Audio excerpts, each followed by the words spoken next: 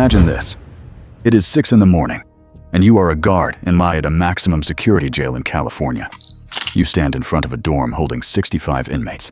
You scan the room, check your roster, and everyone appears to be present. But the truth is different. According to later court records, 3 of the most dangerous men in that dorm had already cut through a metal screen, moved through a utility shaft, slipped down a rope made from bed sheets, and disappeared for 16 hours without anyone noticing. On paper, they were still in custody. In reality, they were already walking among the public. When a system believes it controls the threat, you have to wonder who is actually in control. These are 5 escapes that shook California and challenged the idea of absolute security. And we begin with the first case. Number 1. Orange County Jail escape in 2016. At 6 in the morning on January 22, 2016, a guard at the Orange County Men's Central Jail looked up at the rooftop more than 20 meters above the ground. A rope made from bed sheets hung over the outer wall. Near the top, a metal screen on the roof had been cut open. Security cameras swept across the area, but it was already too late. Prosecutors later said the 3 most dangerous inmates in that housing module had escaped hours earlier. The first was Hossein Adam Nayeri, 37 years old, who was facing charges related to kidnapping and a violent attack against a marijuana dispensary owner. The second was Jonathan Tu, 20 years old, who investigators believed had ties to the Tiny Rascal gang and was charged in a fatal shooting from 2011. The third was Bak Tien Duong, 43 years old, accused of attempted homicide and several violent offenses. 3 men with heavy legal histories, and all 3 had slipped out of a maximum security jail without a sound. The Orange County Jail sits in the city of Santa Ana, with solid steel doors, cameras, and armed staff. But it had one major weakness. Its head count system was outdated. Only 2 in-person checks were done each day. All other counts relied on paperwork. After the 5 o'clock morning check, no one saw the 3 men again until late that night.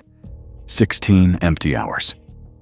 According to investigators, in the months leading up to the escape, Nayeri had studied every detail of the housing unit.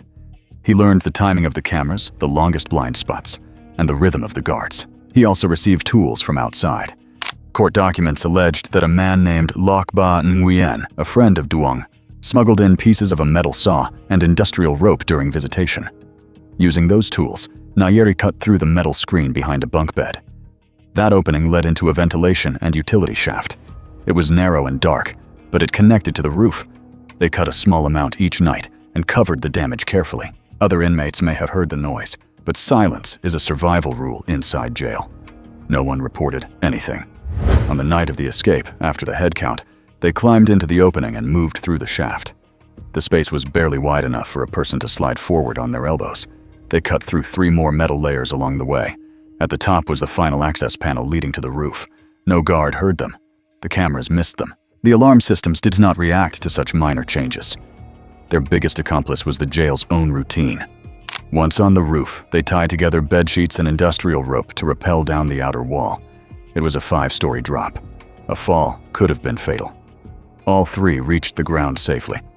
The time was not yet 5:15 in the morning. Outside, California was waking up. People were driving to work and drinking their morning coffee. No one imagined 3 high-risk fugitives were now among them. Prosecutors later said that Loc Ba Nguyen picked them up in a car. They drove to Westminster, then Santa Ana, and changed clothes. Not long after, they forced a Vietnamese taxi driver named Long Ma to travel with them. He was an older man, simply trying to earn money, and he became an unwilling hostage. The next day, they met with a seller from Craigslist and stole a GMC van.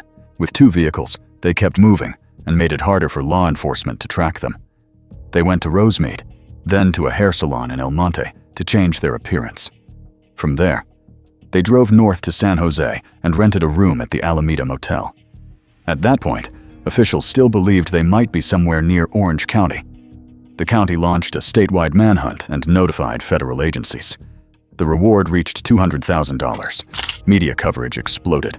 Official briefings continued to suggest the men were still local, while in reality, they had traveled hundreds of kilometers away. Inside the motel, tension began rising. According to later testimony, Nayeri wanted to kill Long Ma to eliminate a witness. Tio did not object. Duong remained silent, watching the situation unfold. He believed staying with them would force him into something much worse. The fear in the older driver's eyes made him hesitate. On January 29th, when Nayeri and Thieu drove the van to have darker tint installed, Duong placed Long Ma into a taxi and headed south. He stopped at a familiar garage, contacted law enforcement, and surrendered. Long Ma was released unharmed. Duong understood that staying with Nayeri meant walking toward a violent end. One day later, on January 30th, in San Francisco, near the intersection of Haight and Stanyon, by Golden Gate Park, a man experiencing homelessness named Matthew Hay Chapman read a newspaper article about the escape. He looked toward a parked GMC van and noticed someone who matched the wanted photo. He went straight to the police. Officers closed in. Nayeri ran for several blocks before he was taken down on the street. Thieu was arrested inside the van. Ammunition was found, though no firearm was recovered. Hay Chapman received $100,000 from the reward fund. The 8-day escape ended there. In the later court proceedings, Nayeri received a life sentence without parole, plus additional time for the escape. Duong received 20 years for the escape and the kidnapping charges. Thieu received 8 additional years. Loc Ba Nguyen was sentenced to 1 year for assisting them. A local ESL instructor was suspected of providing maps, but prosecutors said there was not enough evidence to charge her. Orange County reinforced its security system, tightened head counts, welded new metal layers, and blocked all rooftop access. Even so, the incident remained a major failure. A maximum security jail had failed to notice missing inmates for 16 hours. People asked why Nayeri went through all of this. In an interview, he said, "When the system wants to bury me alive, I have to dig my own way out." But he is still in a cell, and the system still locks the door every night. Number 2. Glenn Stewart Godwin and the Folsom Prison escape in 1987. At 5:45 in the evening on June 5, 1987, a maintenance check inside Folsom Prison revealed something strange. A manhole cover had been pushed aside. Beneath it was a dark storm drain leading toward the river. Steel bars that once blocked the exit had been cut cleanly in advance. There was no noise, no alarm, no sign that one of the most dangerous inmates in the facility had just vanished. That man was Glenn Stewart Godwin. According to court records, he was serving time for a fatal attack in Palm Springs 7 years earlier. The victim, Kim LaValle, had been lured to an apartment, restrained, and violently assaulted. Evidence later showed that he suffered many knife wounds. Investigators said Godwin and an accomplice then moved the body and the victim's car into the desert and used explosives in an attempt to destroy evidence. It was not the act of an impulsive offender. It was a calculated plan. Godwin received a sentence of 26 years to life in 1983. He first served time at Soledad and at the DeWill Vocational Institute. During that period, he attempted an escape that failed. That attempt elevated his risk level and led officials to transfer him to Folsom State Prison, one of California's most secure institutions with stone walls, watchtowers, and a reputation that once intimidated many offenders. But Godwin did not accept stone walls. He had help outside. His wife, Shelley Rose Godwin, and a former cellmate named Lorenz Karlik were later alleged to have smuggled tools into the facility, including metal saws and equipment used to remove barriers. Inside Folsom, Godwin discovered a gap in the system. His custody classification had been adjusted, giving him more freedom of movement near an area that connected to the storm drain. That administrative change proved to be a critical mistake. He studied the route, memorized guard routines, and marked the timing. He planned each step. He cut the bars in advance and covered the damage with materials taken from inside the prison. He marked the path with symbols.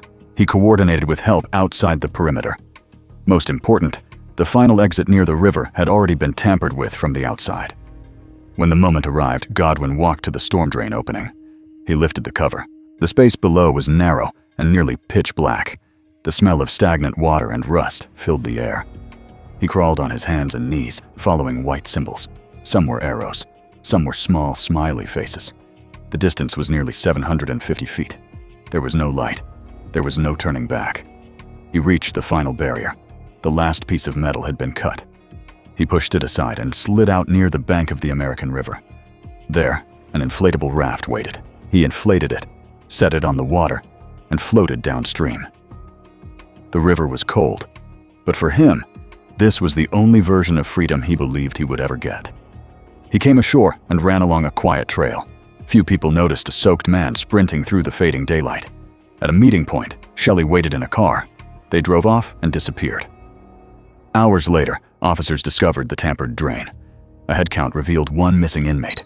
Alarms sounded, but by that time, Godwin had already left the county. Folsom officials admitted that the storm drain had never been considered a real escape threat. In 25 years, only 2 inmates had ever escaped. Godwin became the third. A statewide manhunt began. Security tightened. The storm drain access was sealed. Policies involving inmate clerks and access to classification files were reviewed. Officials understood that someone inside or outside the system had studied their procedures more closely than they had. Months later, Godwin surfaced in Puerto Vallarta, Mexico, under a false name. He became involved in narcotics trafficking. That activity led Mexican authorities to arrest him. He was placed inside the Puente Grande prison near Guadalajara, a facility known for housing high-ranking cartel members. What happened next revealed even more about him. According to Mexican investigators, Godwin was accused of killing another inmate. The motive, officials believed, was to delay extradition to the United States. A homicide case in Mexico would keep him there longer, giving him more opportunities to plan another escape. Between 2 prison systems, he chose the one where he believed he still had options. In September 1991, Godwin escaped again. The details remain a mystery. No alarm, no camera footage. Once more, he slipped past 2 governments and an entire justice system. In 1996, the FBI added Godwin to its 10 most wanted list. The reward reached tens of thousands of dollars. For many years, his name appeared across international bulletins like a ghost no one could catch. His former wife was arrested in 1990 for her role in the Folsom escape. His former cellmate Carlick was arrested shortly after Godwin fled and later died by suicide in jail in Los Angeles. Authorities cut off every known link that supported him, but the central figure was nowhere to be found.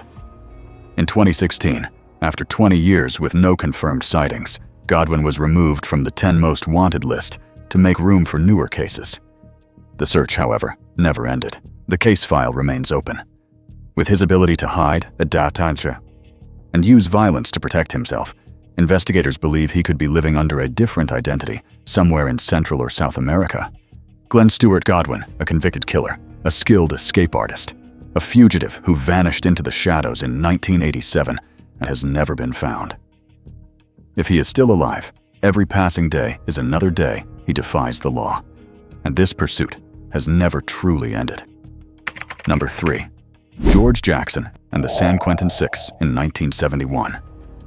On August 21, 1971, inside the adjustment center at San Quentin, the walls stood high and the cameras pointed down at the concrete floor.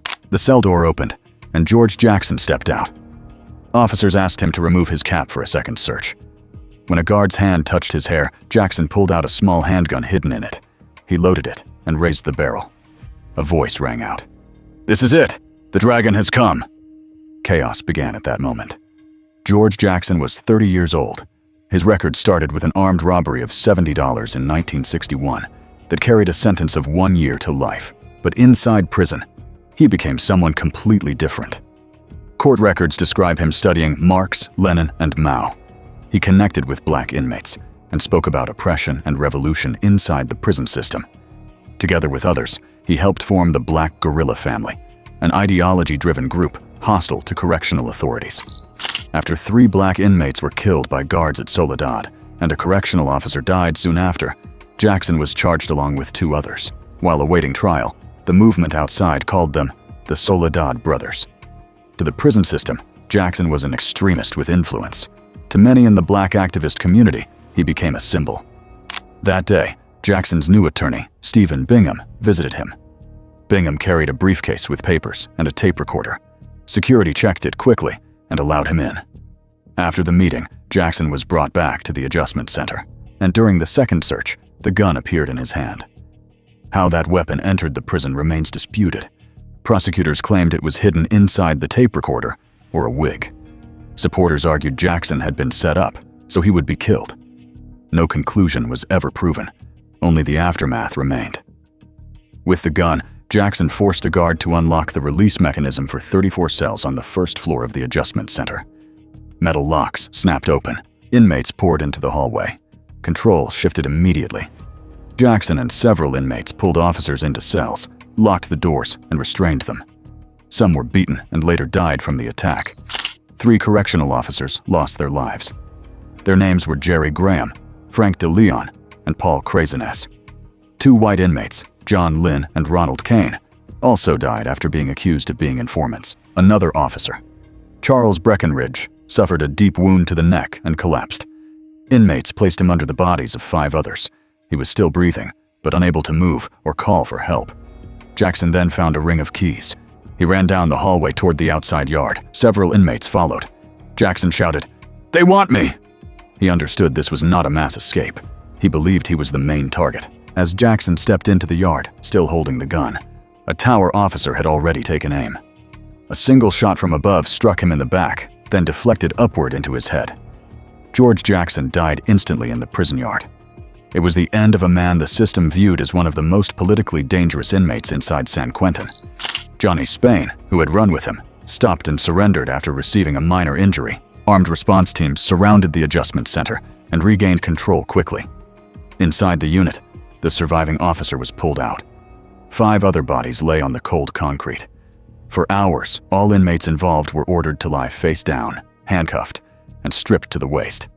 Many later claimed they were beaten, which they viewed as retaliation for the loss of 3 staff members. That same day, California opened a large-scale investigation. 6 inmates were charged. They became known as the San Quentin Six. The trial lasted 16 months and cost millions of dollars, one of the most expensive criminal cases in California at the time. Prosecutors described an organized escape plot meant to free Jackson with outside support. The defense argued it was the result of long-standing oppression, and that Jackson may have been set up to ensure he would be killed during the incident. The final verdicts were mixed. Johnny Spain was convicted of first-degree homicide and conspiracy. Hugo Pinnell was convicted of assaulting an officer with a weapon. David Johnson was convicted of attacking Officer Breckenridge. The remaining 3 defendants were acquitted of all charges in the case. Years later, Spain's homicide conviction was overturned on appeal because heavy restraints used in the courtroom were ruled prejudicial to the jury. Attorney Stephen Bingham left the United States immediately after the event and lived abroad for more than a decade. When he returned and faced trial, he was found not guilty. But the question of how the gun entered the prison remains unresolved. The impact of the incident extended far beyond San Quentin. Within prison movements and black communities, George Jackson became a martyr figure. Inside corrections, the event became a warning that one gun slipping past security could cost 3 lives. Less than 3 weeks later, the uprising at Attica erupted. Many inmates there shouted Jackson's name as a rallying cry. George Jackson died inside the stone walls of San Quentin. But the moment he raised a gun in the adjustment center revealed something deeper. A prison is not only a place that confines people, it is a place where power, race, and politics are compressed until a single spark can ignite the entire system. And on that day, the spark carried the name George Jackson. Number 4. The Battle of Alcatraz in 1946. On the afternoon of May 2nd, 1946, inside C block of the federal prison on Alcatraz, Officer William Miller unlocked the door between the kitchen area and the cell house. Inmate Marvin Hubbard stepped forward and said he had finished his kitchen duties and needed to enter. Miller followed procedure and searched him. But as soon as his hand touched Hubbard's waist, a sudden chokehold came from behind. Bernard Coy, a bank robber who had spent years studying the cell house layout, forced Miller onto the concrete and took his baton and radio. In only a few seconds, the most secure prison in America lost control. Coy had not acted on impulse. He had planned for months. He had lost weight to slip through tight barriers. He had studied weaknesses in the West Gun Gallery, an elevated walkway where weapons were stored and where guards were sometimes absent. Every detail prepared for this exact moment. Miller was tied and locked away. Hubbard brought in Joe Kretzer, a West Coast gangster with a violent past who had already attempted escape twice at other prisons. Then Clarence Carnes, the youngest prisoner ever held at Alcatraz, was released. The 4 men formed a dangerous combination. Coy, the strategist. Kretzer, the one who refused to live another day behind bars.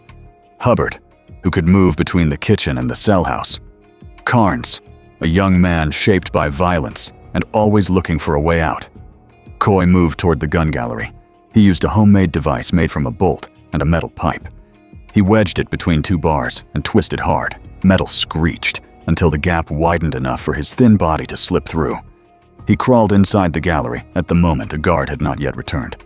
Officer Bert Birch appeared. Coy attacked quickly, overpowered him, and took a Springfield rifle and an M1911 handgun. A rope was lowered, and the weapons were passed down to the group. Now they had firearms. Coy's plan was simple. Find the correct keys, open the yard door, reach the dock. At the time the prison launch arrived each afternoon, use officers as shields, seize the boat, and head straight for San Francisco. Freedom was only a few doors and one open yard away. Coy and Hubbard ran to the door leading to the yard. They took the keyring from Miller. The first key did nothing. The second key failed. The third key jammed the lock completely. The correct key, if it existed on that ring, was now useless. That single failure collapsed the entire plan. With no access to the yard and no access to the dock, Coy shifted to a desperate fallback. He moved to D Block, the high security area, and forced an officer to open the doors. Inmates spilled out, but only two joined the uprising. Sam Shockley, who had a history of mental illness and extremist behavior, and Moran Thompson, who had attempted escape 8 times before and felt he had nothing left to lose. Most others returned to their cells after seeing firearms and the rising chaos. The group now had 6 inmates and 9 hostages. Outside, officers noticed that the cell house had stopped sending routine reports. Metal doors slammed shut. Alcatraz entered a combat posture. Coy stood in the gun gallery, aimed the Springfield through a vent opening, and fired into the yard, wounding an officer. The watchtowers responded with machine gun fire. Shots echoed across the water. People in San Francisco, and even on the Golden Gate Bridge, could hear the blasts. The federal prison had become a battlefield. Inside the cell house, Shockley and Thompson pressured the group to kill the hostages before a raid began. Kretzer, known for saying he would never be taken alive, approached the small slot in the hostage room door and fired several rounds. Officer William Miller was struck and later died from his injuries. Another veteran officer, Harold Stites, who had stopped a previous escape attempt years earlier, was killed by friendly fire from outside. It was a tragic mistake. Facing the concrete and steel of Alcatraz, officers hesitated to storm the building directly. The Marine Corps was called in. These Marines still carried skills shaped by the Pacific Theater. They drilled holes in the roof, dropped grenades, and delivered suppressive fire to force inmates toward the narrowest part of the cell house. On the night of May 3rd, gunfire and explosions continued. By the morning of May 4th, assault teams opened the door into the utility corridor, the tight passage beneath the cell house. Smoke and dust filled the air. 3 bodies were found: Bernard Coy, Joe Kretzer, Marvin Hubbard. No one knows who fell first. Only this was certain. All 3 chose to fight to the last round. Shockley, Thompson, and Carnes survived. They were dragged out yelling, bound hand and foot. A federal trial soon identified 2 men as responsible for the fatal attack on Officer Miller. Shockley and Thompson were sentenced to death and executed at San Quentin in 1948. Carnes avoided a death sentence because several officers testified that he refused to shoot the hostages. Even so, he remained incarcerated for decades and later died in custody from illness. The Battle of Alcatraz ended with 2 officers and 3 inmates dead, and nearly 20 people injured. It became the bloodiest incident in the history of the island. It showed that even a small breach in a seemingly perfect system could trigger a collapse of authority in seconds. Number 5. The 1962 Alcatraz escape. On the morning of June 12, 1962, inside B Block at Alcatraz, a guard walked to the cell of Frank Lee Morris and tapped the bed frame with a baton to begin the morning count. A light touch. The head on the pillow rolled off and hit the floor. It shattered. Inside were only plaster powder, paper, and real hair. There was no inmate in that bed. The alarm blared so loudly that the concrete walls shook. The most fortified prison in the United States had just been fooled. 3 cells were empty. 3 inmates were gone. Their names were Frank Morris, John Anglin, and Clarence Anglin. And one man was still lying under his blanket, wide awake. His name was Alan West. He was the only member of the group still inside. Frank Morris was not an ordinary inmate. Orphaned young, raised in state facilities, and measured at an IQ of 133. He had once escaped from the Louisiana State Penitentiary before being caught again. He belonged to a small category of prisoners who memorized every lock and every patrol pattern. If anyone on that island could find a way out, it was likely him. The Anglin brothers had something Morris did not. They had experience surviving cold water. As children, they swam for hours in Lake Michigan, even while ice was melting. As adults, they turned to bank burglary. Prosecutors said they avoided harming people, but excelled at disappearing. After multiple escape attempts at other prisons, federal officials sent them to a place advertised as escape-proof: Alcatraz. Allen West, whose record was less severe, had one advantage. He was assigned to maintenance work above the cell house. He was the first to notice that behind the line of cells was an open utility space with minimal security. It was not his plan, but he discovered the doorway into it. The planning began about 6 months earlier. Each cell had a small ventilation grate behind the sink. It looked useless, but years of moisture had weakened the concrete around it.